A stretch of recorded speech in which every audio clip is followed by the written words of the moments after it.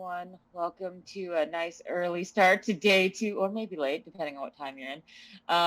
So, our first talk today is going to be given by the wonderful Betty Robertson. Betty is a globally recognized narrative expert. She has worked on a number of titles and games, but she is currently a narrative consultant for Netflix. And of course, like many things, she's working on many other projects, but I'm sure we will hear about those as more news trickles down. So without further ado, Betty, take it away. Thank you for that wonderful introduction, Lexi. Very glad to be here. For Hit Points in History Year 2, this is really exciting that we're coming back for this, that this very cool virtual convention is continuing, just pressing forward. Can't wait to see Hit Points in History Year 10 when this gathered town is populated with thousands of people. So today's presentation, I'll just get into the meat of it, is going to be about edutainment, which is a topic that I think everybody knows, though not everyone knows the definition for. So edutainment, specifically in terms of games, edutainment has been used for comic books, movies, TV shows, but it really had its heyday kind of in the late 80s to mid 90s. That was series like Wishbone, Where in the World is Carmen Sandiego, entertainment made for kids to be entertaining and educational, hence edutainment. Now, we've already had an introduction about myself, so I'll go through this quickly. My name's Betty. I've worked on a number of games. I was a writer for the Assassin's Creed series. I created the story for Hardspace Shipbreaker. I worked on a mobile series called Lovelink. I worked on a currently unreleased, though announced, VR title set in the Alien franchise with the scary xenomorphs with a studio called Servios, and currently I'm working on a number of projects at Netflix. The most recent release that I consulted on was Too Hot to Handle 2, though there's a number of cool things cooking there. I currently am doing consulting. I'm available to consult on anything narrative or interactivity related. And yeah, enough about me, more about edutainment. So as I name dropped earlier, Carmen Sandiego and your boy Wishbone were part of concentrated efforts of educators and entertainers to get kids to learn about history, geography, reality through more than just textbooks, because they found that children who are small people and like people respond more to stories than they do necessarily to text. And I'm sure that the amount of academics and creatives in here have, encountered a topic which they just did not understand from a more dry delivery, and then it clicked with them more once they had kind of an emotional and creative engagement with it. So where did it go? It never really left, but there's much less of a market for it right now.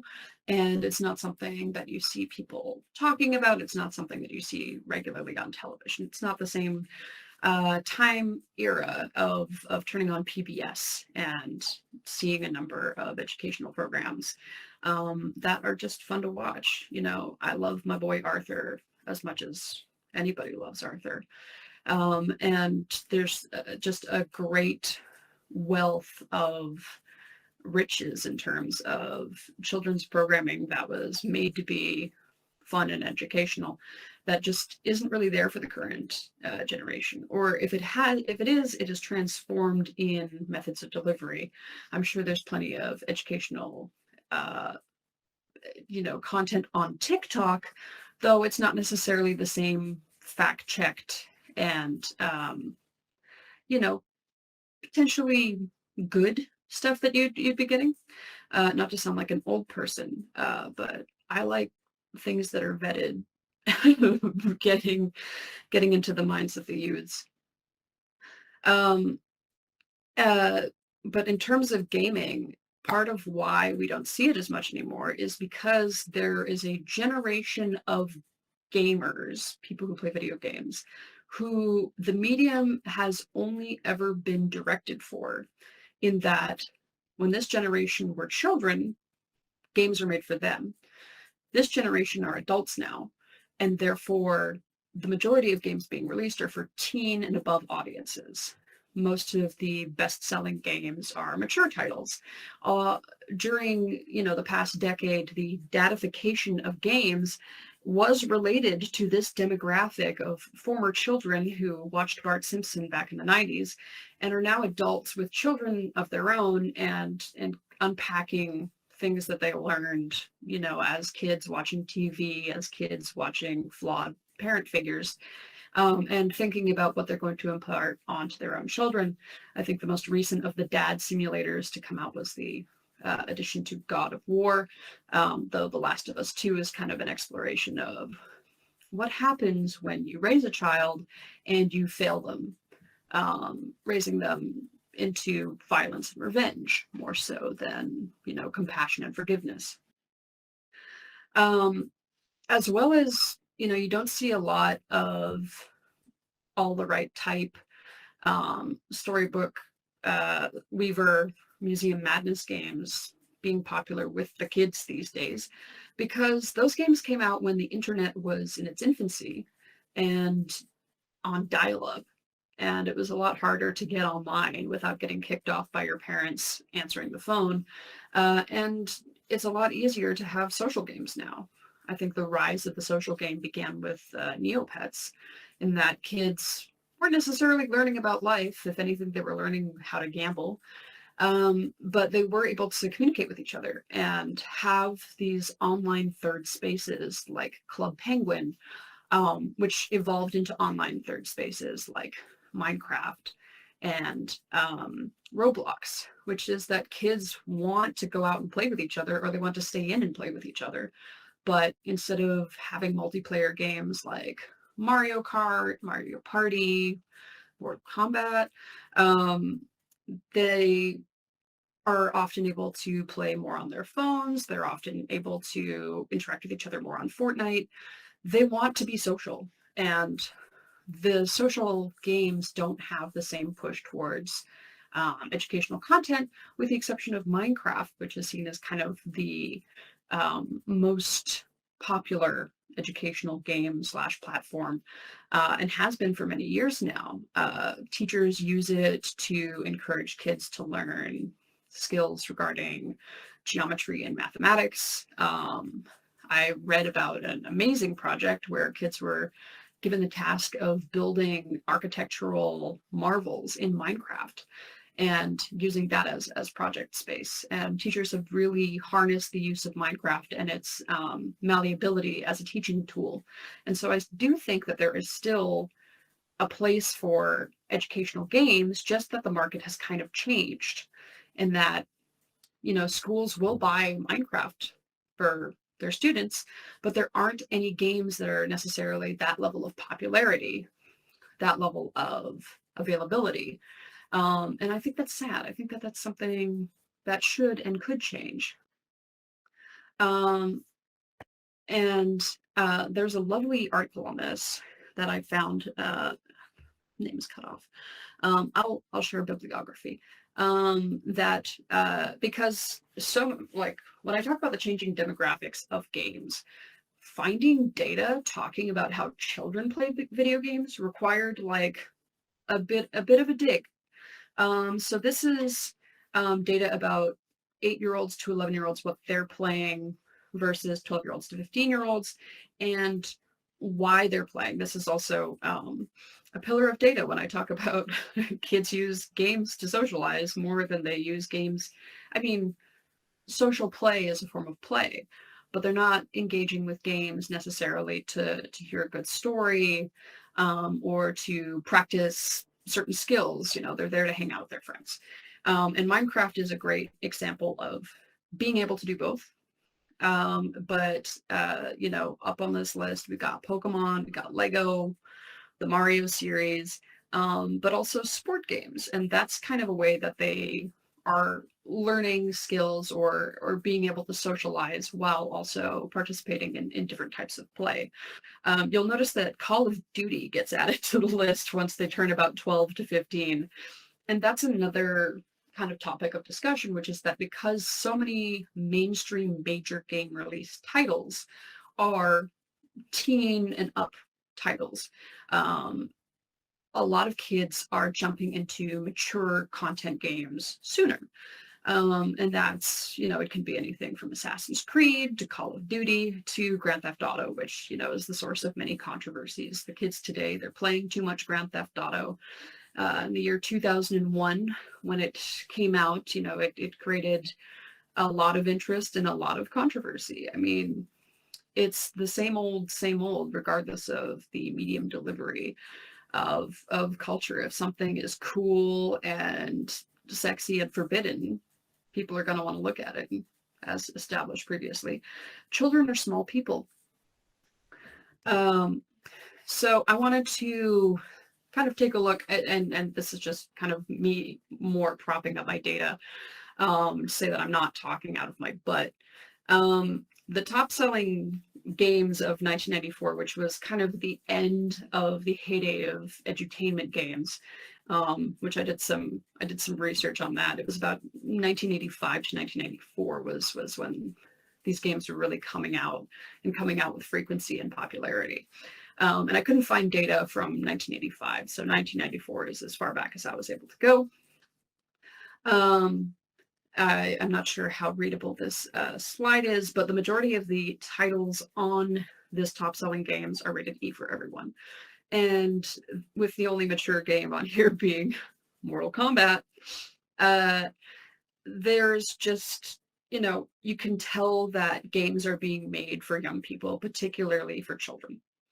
Whereas if you look at the top selling games of 2023, which Wikipedia did not turn into a wonderful little data table for me to share, I had to find it somewhere else. The majority of, it's a bit more mixed, but there's certainly a lot more mature games on this list. There's a number of games rated T. Even Zelda, which has previously been more of an E for everyone series, is got that E10 plus logo on there, which means that it's got a little bit of spice in there. With the games that are rated E for everyone on here being either made by Nintendo or being sports games.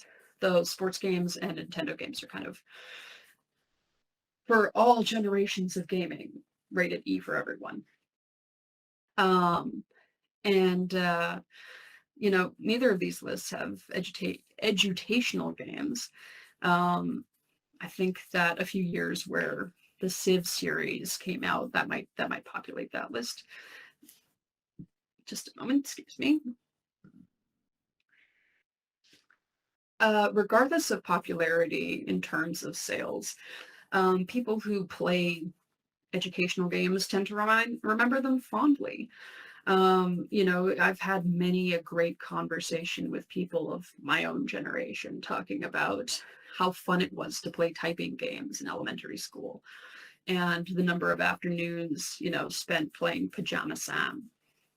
That was a weird way of pronouncing that. And I don't think that today's youths would be in opposition to playing such games. I think that, I mean, based on the delight and interest with which they engage with older technology or, you know, older software, I think they'd be fascinated to see, you know, some of the titles that we grew up on. And I think that it still remains a fun resource today. I think that a lot of digital archiving of educational content into like an old school Flash game website would be something that I would spend my afternoon on. And I think I'm not alone in that. You know, that being said, the genre itself hasn't died out. These are just some of the bigger, more popular titles: Assassin's Creed, Discovery Tour, which was added by Ubisoft to create a more kid-friendly experience of getting to know the history behind the games, because the Assassin's Creed series does appeal to young people. It appeals to children ages up. But it also is a series that has lines like, "You need creative outlets that aren't vaginas." And it's a series that is engaging with adults. It's similar to HBO series about history, and therefore it's got sex and violence. And young people with malleable minds and tiny ears should not be exposed to such things. But they should be exposed to the beautiful historic areas that have been recreated, and a number of wonderful writers that I know who have taken the opportunity to share the history, and to present a wonderful interactive tour for young people to get to know all of the history behind these titles, where they might play the original game, or they might not, but they'll get a chance to explore the Parthenon in full glory either way. As I name dropped earlier, the Civilization series does a great job of explaining economics, war, politics through fun interactive ways. And the Kerbal Space Program is just this adorable series that gets young people involved in astronomy and space exploration. And there's a number of great indie studios out there that are producing creative and educational content for young people to consume as well. And, I could just spend the rest of this presentation naming games, but I'm not going to. And the purpose of this talk is to say, I like edutainment, and I think there should be more of it. I think we should make educational games again. I think that young people are hungry for it. I think older people are hungry for it too. I think that, the most educational app on my phone should not be Duolingo. Though I do love to learn new languages, I'm not a big fan of that creepy owl. And, because, if I go back to the slide with the wonderful data, a lot of young people are playing games on mobile more than console. And so I think that the new market for educational games is going to be on the mobile market. And that's cool. That's exciting. That's going to involve condensing a lot of text into smaller word bubbles, because that's my experience of working in mobile games. And I think that it's no secret that the games industry is in flux right now. That there's not a lot of money going into the pockets of developers, and that there's being a lot of jobs cut for people in development, and that we're currently in a period of reassessment of industry priorities, in that the priority has been up until this point making the biggest, sexiest, everything 80 hours plus entertainment game, when there's opportunity for smaller projects with smaller budgets and smaller successes. And, instead of relying on investors who are looking for infinite growth, relying on grants that are there to provide academia and creativity an opportunity to make a project and flourish and grow and make wonderful pieces of art that can be shared and thought about forever. I mean, if you count Portal as an academic game or educational game, since it teaches spatial awareness and to run from lizard men,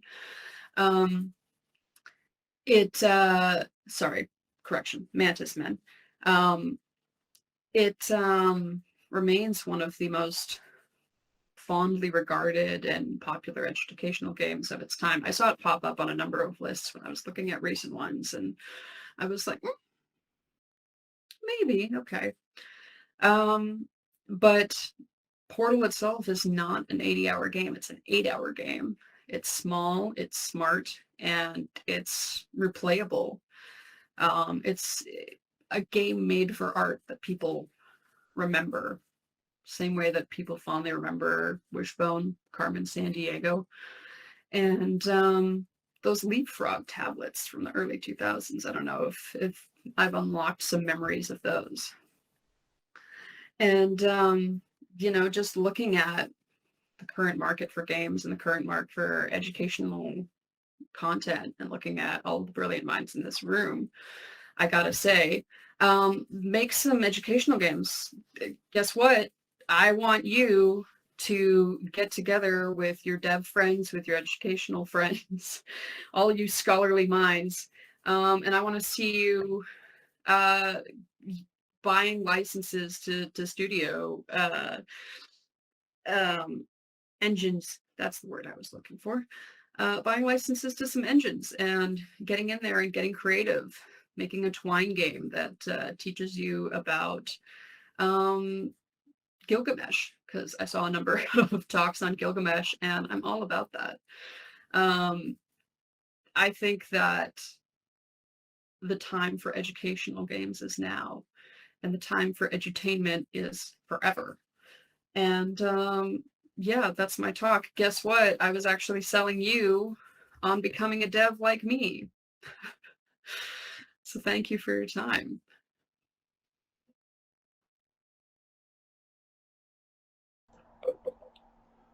Well, thank you very much for your presentation, Betty. I'm not going to verbally clap on the mic for the sensitivity of our recording, but I do want to welcome anyone here in the audience who may have questions for Betty to please approach the Q&A line over here towards the right.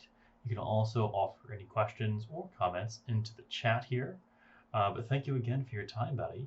I'm also going to put in some links here as well. I believe I shared these earlier. This will include Betty's website and her email in case you'd like to contact her for any freelance design projects in the future.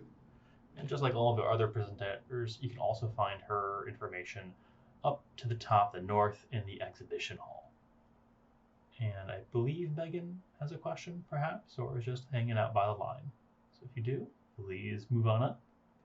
If not, just hang out where you are. Strangers, I can see the line. Well, Alan, beat you to it. Hi there. Fantastic presentation. I actually, one of my interns just finished making a Twine story on research habits and procrastination. I'm a librarian at an academic institution, so I've been encouraging them to play with Twine to make cool stuff. So it was a lovely talk.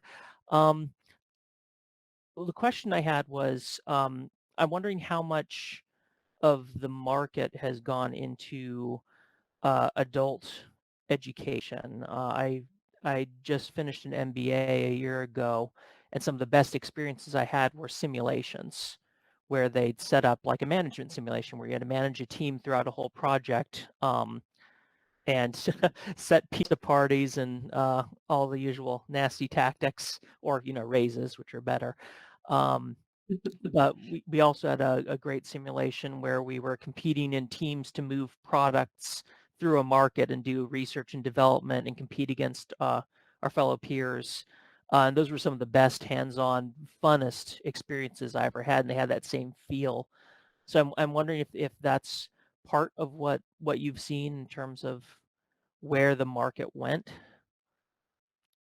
That's a great question, actually. And I hadn't really thought about adult educational software. I mean, I've encountered it training for Starbucks and training for Best Buy.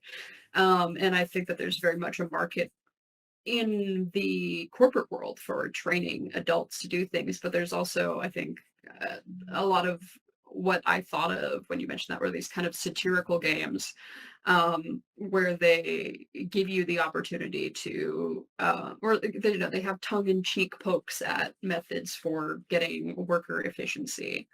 And I remember actually playing a game like this many years ago, where it was kind of a poverty simulator, where, you know, if you could type a certain amount of words, you could get you know, it tested your words per minute. And if you passed that, then you could have a desk job. Otherwise, you had to work a physical labor job. And then, you know, it would have life event, you threw out your back doing this. Life event, your friend is getting married and you have to go to the wedding, but it, you know, plane tickets cost this much and rent costs this much.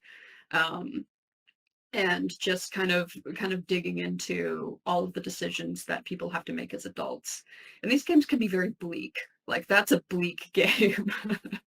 And it's a, you know, a decision that I'm sure that a few of us, unfortunately, you know, have had to make over the years. And yeah, like, I think that these kind of games, yeah, Dan mentioned Papers, Please. I think a lot of these games are appreciated by people who really feel them resonate, but I also feel like these games should be like required playing for Nepo babies. Just you know, before you make your 5th screenplay about whatever it is that your art is, you must be required to play Papers, Please. Or Um, this war of mine. yeah. Because I think that these, you know, gaming is part of entertainment, which is a part of, as proven by Star Trek, a way of getting people to kind of open themselves up to understanding concepts that they would regularly be more defensive against.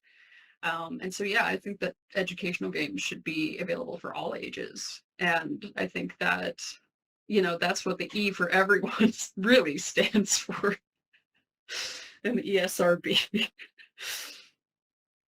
But thank you, Ellen. I'm excited to hear that you're encouraging your students to play with Twine and to make experiences with Twine, and I'm looking forward to seeing those on itch.io, available for playing. If was Megan waiting for a question? Megan typed out her question, so I'm going to repeat it to everyone. For those of us with historical training and a game idea, do you have any recommendations for finding a game dev partner to actually make the thing? I mean, I was hoping that Hit Points in History is a great place. Going to conventions is a great place. I think that there is a defensiveness that comes with, you know, some devs who, you know, they get a million pitches a day. It's kind of similar to filmmakers who, or folks who go to conventions and get pitched to during question periods. I think it's a matter of finding someone kind of at the same level as you, finding someone who is, you know, fresh out of game design school and looking for an opportunity to wow a big studio with a game that they're working on. And then it's kind of a mutual thing where you're both helping each other build a project that's going to make, you know, it's going to make you stand out. I mean, the other thing is building the project yourself, you know, pitching it, getting grant money, and then reaching out to a designer and hiring them. Or, you know, making some kind of creative agreement where the profit splitting is going to make it worth everybody's time. Because no one wants to volunteer their time, especially with, you know, how expensive being alive is these days. But I think that if there is a time to reach out to a dev with a project idea and a, you know, monetization idea, or basically just a plan for getting paid, now's the time to do it, because there are so many out of work devs that are exhausted emotionally from working for studios that ultimately weren't working in their best interests. And, you know, they're replying to job after job, day after day. And I think a lot of them would just love a chance to make something that feels valuable to themselves, and feels valuable to other people. I think that a lot of devs have been working on games that they're not necessarily feeling creatively challenged by or emotionally connected to. And so making something both creative and emotionally resonant, and something that's going to last, is the kind of project that they're looking for. So if there is a time to pitch, the time is now.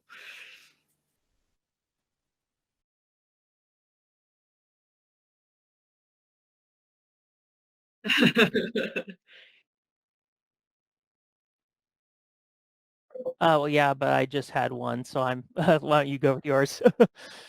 Oh, okay. I will say another strategy I was going to employ, and then they canceled our computer science program, was enlisting students as an experiential learning opportunity and paying in course credit and resume stuff. It requires like a professor who's on board and multiple classes over time to iterate, but you can create projects with a ton of developers, all of whom can say, I created a game that way, if you're willing to plan for like years of development. That's a strategy I wanted to use anyhow, but then they canceled our computer science program. So I'm really glad to hear the advice on the finding devs. Um, I was going to ask, do you have do you do any intersections with educational theory of teaching and learning in terms of favorite theories for making games good that transmit learning objectives well? And You'll have to forgive me because I, if in case it doesn't show, I don't have a traditional education. I didn't go to university. I have 2 trade certificates and a bunch of experience. However, I have consulted on a number of game designing programs and programs for teaching narrative design to folks who want to learn how to do it. Ooh. Um, you know, teaching by doing is kind of my go-to, which is you explain the theory and then you say, okay, now make the thing, and then test the thing against the theory. When I was teaching writing for video games with Pixels, we would explain a portion of game design, for example, narrative design meets mission design, which are two. Yeah, my first talk that I ever gave was narrative design and mission design and marriage. These are 2 fields that can't really exist without each other. And many studios try to combine this into one role, which is far too much work for one person to do. In that the narrative designer is the person who comes up with the story and the mission designer is the person who comes up with the gameplay. And ideally, the 2 of them work together to create a robust and holistic gaming experience, in that the mission designer will have an understanding of systems and the narrative designer will have an understanding of delivering a satisfying narrative to an audience. And so while teaching design for this, we would pair up the students into a number of different pairings, where in every pairing, one person gets a chance to be the narrative designer and one person gets a chance to be the mission designer. And so while you're the mission designer on one person's project, you're the narrative designer on somebody else's project. And therefore, everyone got a chance to collaborate with each other and everyone got a chance to learn the ins and outs of each of these roles. And I thought that that was executed really beautifully. I thought that that was both fun group projects and a chance to challenge the creativity of the entire class and get you know, be able to give feedback from a project more than necessarily an essay, because I think that essays are useful, but in terms of making a game, not so much. I don't know if that answers your question properly. It does. The current buzzword that we're going with is experiential learning, which Okay. is a short way of saying exactly that. I don't suppose you have a recording or presentation materials from that talk you gave on mission designers and narrative designers, because that sounds really cool. Unfortunately, the videos from Wordplay 2012 or 2019 rather never surfaced. There was plans to have those recordings put up, but I never saw any of them, unfortunately. If I can find these slides, I can probably send those over through. I'll ask if Dan and Lexi can get those over to you. Awesome. Thank you. All right. Dan, what's your question?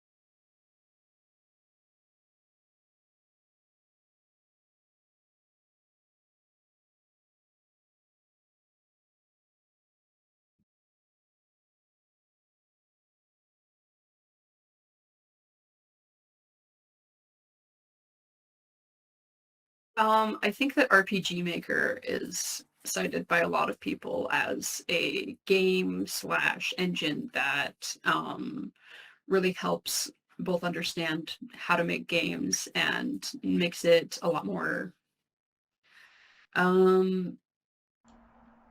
easy to understand is the word that I'm looking for. But I just used easy to understand. Game engines are huge and filled with many secrets and wonders. You know, if you open up Unity or Unreal, you can play around. I think that personally, I find Unreal is easier in that it was made by artists and it shows, whereas Unity was made by coders and it shows.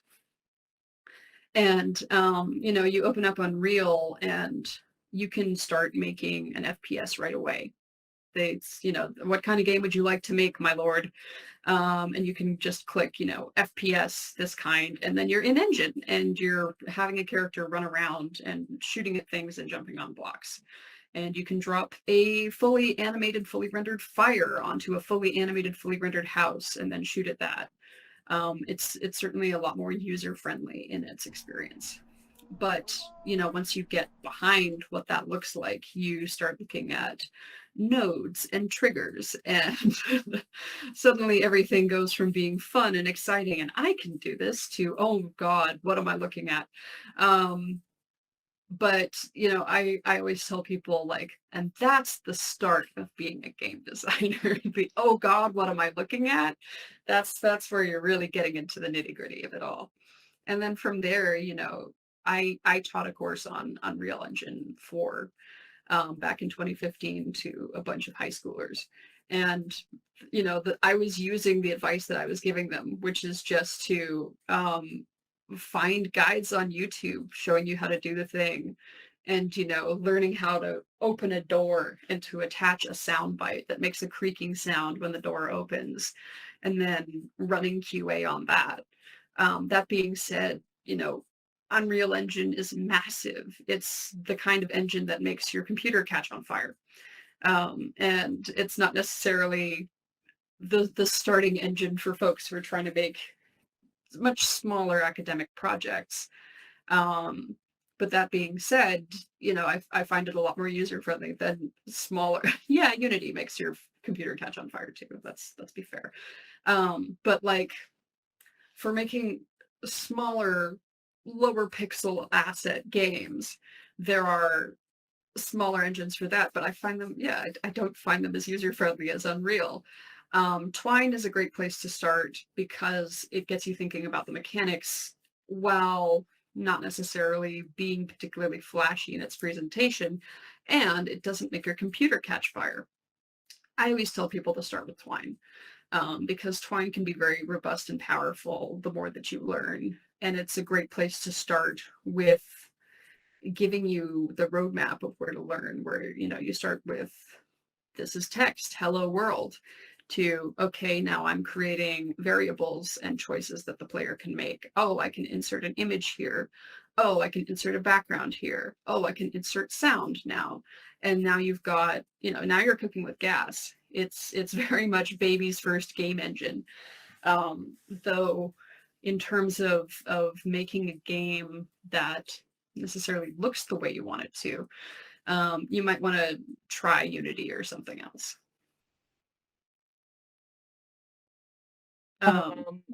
I think that answered Dan's question, but then I was like, wait, teaching astronauts? That answered my question and several others. The Armageddon was just more of a goof, but well, I illustrate. Like I love that reference, and I love the audio commentary with Ben Affleck telling the story of him asking Michael Bay that question, and Michael Bay telling him to shut the fuck up. And I enjoy some Aerosmith while we're at it. Well, thank you. That is very affirming as somebody who's a baby dev more on the narrative side, and was terrified to open up Unity and have no idea what I was doing. Yeah, I, as not a baby dev, but working on both, Hardspace Shipbreaker and Lovelink, opening up Unity and looking at what was going on, and, it gets less scary the more times you look at it. It's kind of like a weeping angel. Yeah, and it's a small progress counts. I've been learning R and Python against my will, but now I can inspect elements and read HTML and not be completely lost. Yeah, my first coding was in Neopets. There we go. Many people cut their teeth on MySpace for coding. Oh, I love that game. I love those early games. You unlock so many memories. I mean, you mentioned Club Penguin, and I was like, oh, I missed that. But I'm sure on the back end it probably looks horrendous. But, my privilege to just play. Yeah, well, it was a social place for young people to hang out. And I was talking to my dad about this, where we were talking about content for children and how people monitor that and how people are able to make the internet child-friendly and safe place. And the trade-offs that you have to make between interactivity and choice versus safety. And, the Switch social areas and the social areas of Nintendo games, and how hard they've worked to censor everything shaped like a dick. It's keeping people who do QA employed.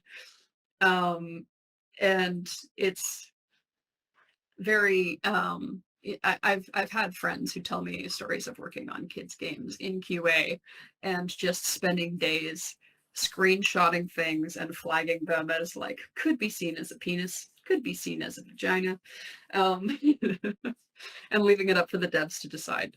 Now I'm going to transition back into the question that we have from Meg, but just to summarize, that is like creating child-friendly games on the internet. Ideally, it's going to be a really fun game that lots of people are going to play, like Neopets. But there were lots of adults on Neopets, and even though they created like barriers for like young people can't use the forums, only older people can use the forums. Well, guess what? I was 10 and just decided to create an account that said that I was born in 1986 so that I could use the role-playing forums and talk about Dragon Riders of Pern and Warrior Cats. Because that's what kids want to do. They want a chance to socialize about the things that they like. And I remember hearing about kids who would role play in the comment section for a library app, so they could role play Warrior Cats with each other, because kids will find ways to get around those parent locks. It's just a matter of knowing ways, kind of making the safest way possible for kids to be able to hang out with each other and not feel like adults are breathing down their necks. Because they're small humans, they want privacy. All right. Megan's question is, my 11-year-old enjoys coding and has subscriptions to CodeMonkey, but is wondering if Twine is something that we should look at too. That's the question, right, Megan? Yeah, would Twine be a suitable development for children? Yes, 100%, absolutely. Twine, I don't think that there's any way for kids to be exposed to anything that they shouldn't be looking at on Twine. I mean, they could go into the itch.io store and find games that are not suitable for kids, but like that's the extent that they're going to have to go to. Twine is great for educating you on how to use it. It doesn't have anything inappropriate in it. It's very user friendly in terms of you can move the bubbles that you're creating around. You can kind of create them visually, or you can create them through code. And there's just so many resources with which you can learn different programming languages through that. I'm going to offer up a sort of question of my own. I know that we might have mentioned this in passing in different conversations, but I think one thing that sort of weighs heavily on my mind, at least, coming from the academic side, is, it seems like game devs and academics, when it comes to the funding side that you mentioned in your presentation, we're kind of two minds, right? Because it's like, I know a couple people who have hesitations, right, about taking ideas to game devs or game studios because they're like, if we want to try to get funding, I think from the academic side, we're like, oh, well, maybe we can get a big studio to fund us or something like that. But then you have this kind of fear, right, that you're like, but they have a bottom line because they are entertainment, so they're going to change things that we don't necessarily want changed, and that might not make the game that we're hoping. And then from your slide, whichever one suggested that it would be better to try to apply for academic grants to make something more educational. I fundamentally agree, and I think it's a great idea. But at the same time, just knowing how shitty the academic grant process can go, there's a lot of skepticism where they're like, okay, well, you gotta, write out the grant, pitch us the thing, tell us how you're gonna do it before we unlock the money, and that can be a very long and frustrating process, especially if we are academics who don't really know the gaming side. So that would sort of require either consulting with or working with a dev to kind of work those kinks out before you take it there, which then unfortunately then would drain on like a dev's time, where then you have to devote thought to that before there's even money coming down the pipe, which isn't great. So these are two kind of conflicting things on, okay, so who, how, where does the money best come? So do you have any advice for at least from the dev side, how one would handle that if you have an academic who's like, look, man, there's a grant I want to get, but I got to write this thing. I got to have this whole proof of concept kind of come up with, help essentially, but the money is not coming yet. I think that, that's a great question, but I'm going to volley back to you in that every game requires debasing yourself before investors, whether it's the academic board or, a big entertainment company or individual investors. There is going to be a point where your chief or your CEO is going to have to go to a party or a meeting or a convention and say, we've got the best game you'll ever see. It's got breasts. It's got spaceships. It's got spaceships with breasts.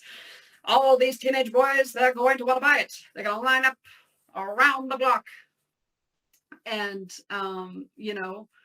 it's going to be the same process for pitching to academic boards. We've got the best game you'll ever see. It's got education. It's got breasts. It's got education with breasts. You're going to have young people lining up around the block to play this game.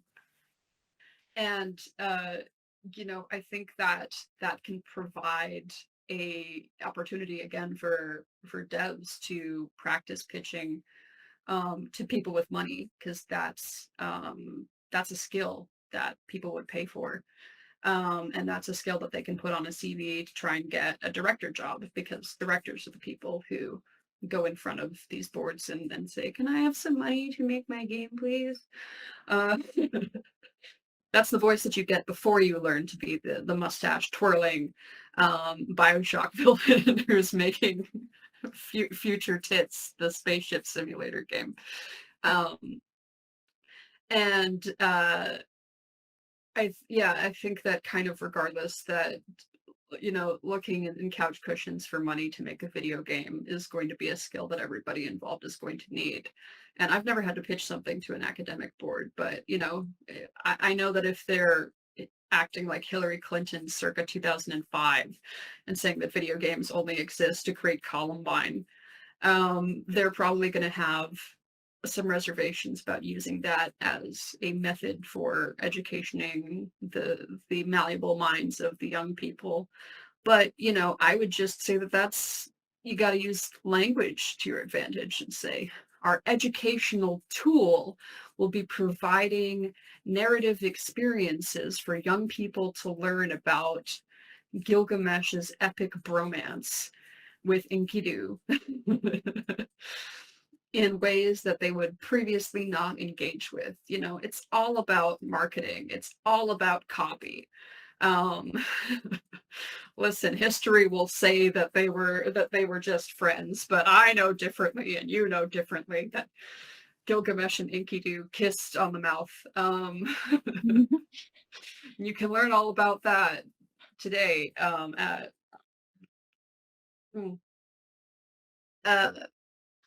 so kind of getting back to it, is that the first pitch, if you're an academic pitching to a developer, the first pitch that you're going to do is pitching the project to the developer and getting them on board with the project.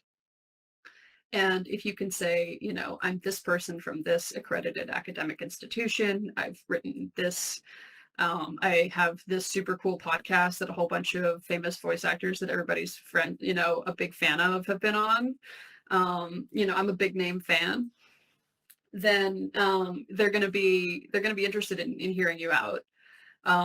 And I think they're probably going to be also just excited to have a pitch like on paper with a route to the money and graphics and stuff like that, and not just like being pitched at a party with someone who has a drink in hand and it's like, you make video games, right? So I've had this idea for a video game since I was like 10. It's like Pokemon, but way more cool, because they're planes and they have breasts. I don't know why I keep going back to this idea. But having this idea on paper with a number of things thought out is going to be much more well received. And once you've got that pitch given to the developer, you've got the pitch done so that you can give it to the money people. So really, it's all about making a good pitch. Got it. It's all about buy-in. Just buy-in together, and then figure out which board of mustache twirlers you want to bring it to, I guess. Exactly. Regardless of where the money is coming from, you're going to have to pitch it to somebody, and you're going to have to twirl some mustaches. What a world, man. What a world. What a power. Yeah.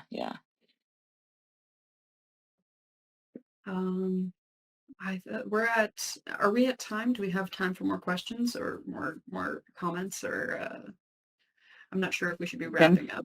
I have it on good authority. The next presenter is happy to let you keep going. Well, if there are more questions, concerns, thoughts, I'm all ears. But otherwise, I'm happy to relinquish the stage to our next wonderful presenter.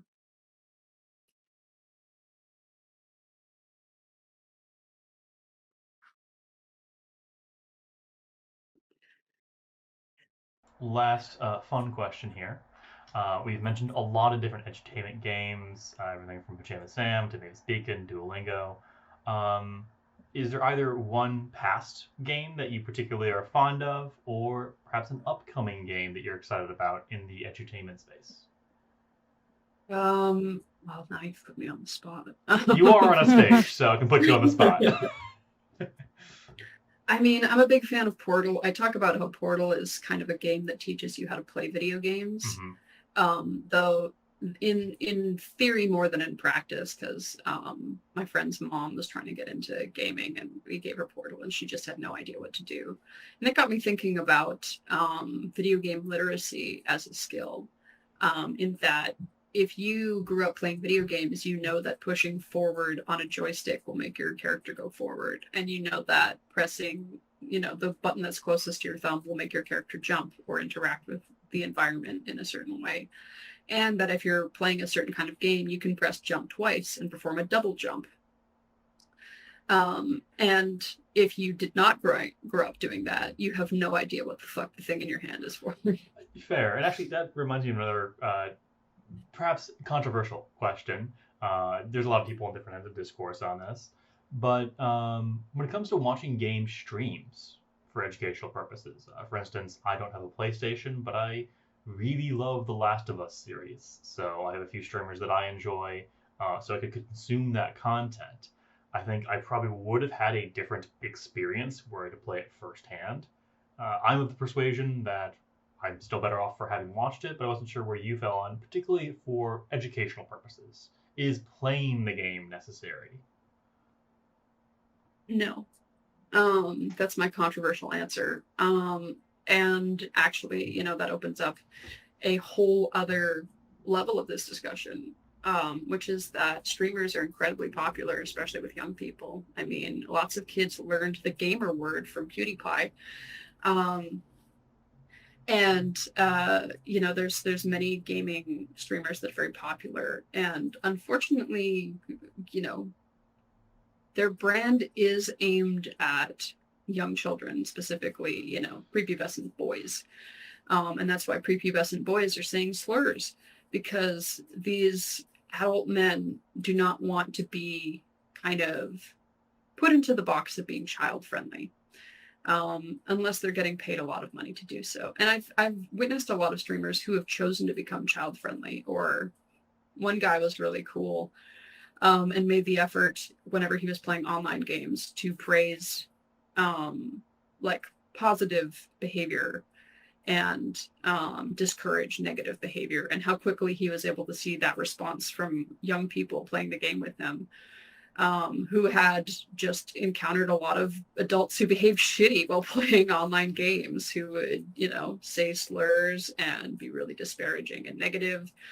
And when he would praise people for good behavior and tell kids, hey, it's not cool to say that, because he was in a position of authority, because he was this older male figure, a lot of them just absorbed his positive lessons like that.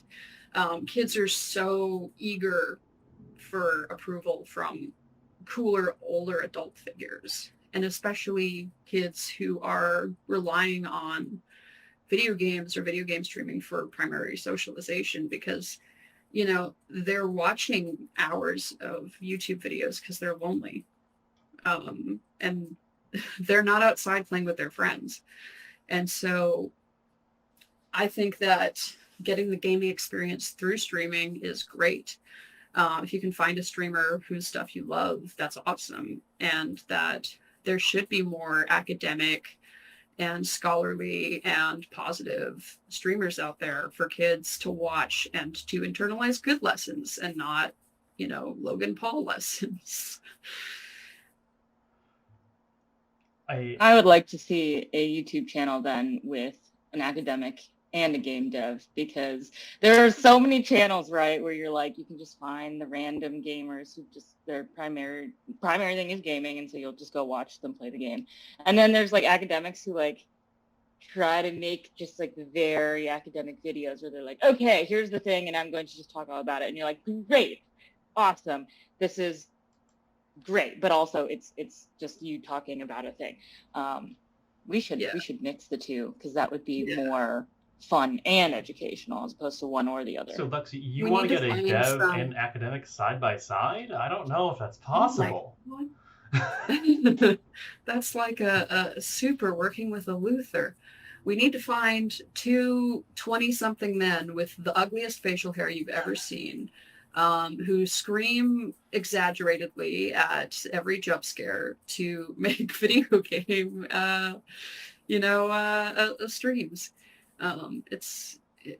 I miss two best friends play. And I really appreciated their streams when they would actually like deep dive into things, because one of them had a psychology degree and they played a lot of horror games, and like sometimes he would just go on like angry rants about how incorrect portrayals of mental health care or like mental illnesses were in these video games. And people were not watching these streams for this, but when people are educated and share their special interest in entertaining ways, it can be really effective. Well, we might just have to figure out, we might just have to find people to, bring that sort of vibe back. Lexi, we need to put on ugly fake beards and create a stream channel. And then just bitch about it. Yeah, perfect. Yeah. Like, I mean, there's at least some templates for our videos. Make a whole line of pre-curated little what are they animojis, right? Yeah. Get beards we can twirl, right? I went into a pipe I found in the Mushroom Kingdom. You won't guess where it ended up. I mean, look, man, I'd love to teach you what you didn't know about Resident Evil. I mean, I'd love to see more of it. I mean, look, there's at least one other person in this room currently that I have been begging to make more educational content and put it on YouTube, because I think there's a market for that. So hopefully this random person lets me produce them. Whoever you are, you've been called out. Not for the first time, not for the last time. That puts us, I think, 10 minutes over. So I'm willing to give up my time. I end my time. Yield the floor. I also wanted to boost. Yes, I yield my time to the chair. Thank you for finding the word that I was looking for. I also wanted to boost what Luke was saying about how pirate software is a good stream for game dev shenanigans, though not necessarily a kid-friendly one. I think that, and if anybody has any kid-friendly streamers that they'd like to recommend, those can probably be shared in the chat. I am not watching a lot of game streamers right now, so unfortunately I can't name drop people with current streaming. I'll just name drop two best friends play who haven't been playing games together for like 10 years, 5 years, I don't know. Yeah, I know it's out there. Yeah. Well, I can recommend one. There's an actor or a pair of actors. It's Deckhart Games, the actor in Detroit Become Human and a bunch of other franchises. They have a pretty kid-friendly, massive Twitch stream. So they're a good one for kids, I think, from what I've seen. Awesome. All right. Once again, thank you for having me. Always an honor to be featured at Hit Points in History. Thank you very much for coming out today, everyone. I know it's super early in most time zones, and I apologize for that. I recently moved to Europe, and it's the middle of the day. Yeah, you can reach out to me on social media, connect with me on LinkedIn. Please tell me where you know me from on LinkedIn, because I frequently get just strangers adding me. And yeah, you can follow me on Twitter, though I don't post very frequently on there. And I don't know how much people use Twitter anymore. I'll just make it, I'll tweet like I could fix Stephanie Meyer and then nothing else for like 4 months. I'm assuming that's what you're off doing, fixing Stephanie Meyer. Like, obviously. Yeah, whining and dining her, telling her that, there are other there are other religions. Truly posting once in a blue moon. Yeah. Yes. That's Betty. I've already composed in my brain Betty's next tweet. I could fix the Legend of Korra, and then nothing for like 10 months, and then we're like, she's fixing Korra somewhere. I gave Lexi my pitch for fixing Korra, and she I'm on board. So I'm like, just tweet it and then go fix Korra, and then we'll come back and be like, she fixed it. Yeah, we don't know what was broken because she didn't elaborate, but she fixed it. All right. Well, thanks, Betty, for joining us. It's always a pleasure to have you participate in our event. So much appreciated. Always a pleasure to be here. All right. I yield my time. Thank you, thank you.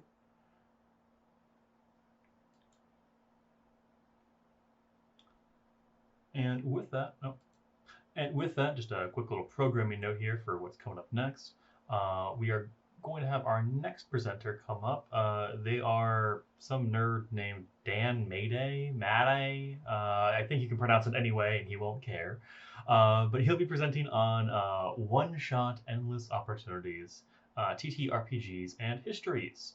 Now, because we went a little bit over on the last one, I'm going to make an executive decision here and have us start in just about 2 minutes, just to give myself some time to get set up on my slides and for you all to get up, use the restroom or anything. So I plan to be starting, I'm seeing ourselves about 15 minutes past the hour. So I plan to start at 17 minutes past the hour, just to give us a little bit of buffer here.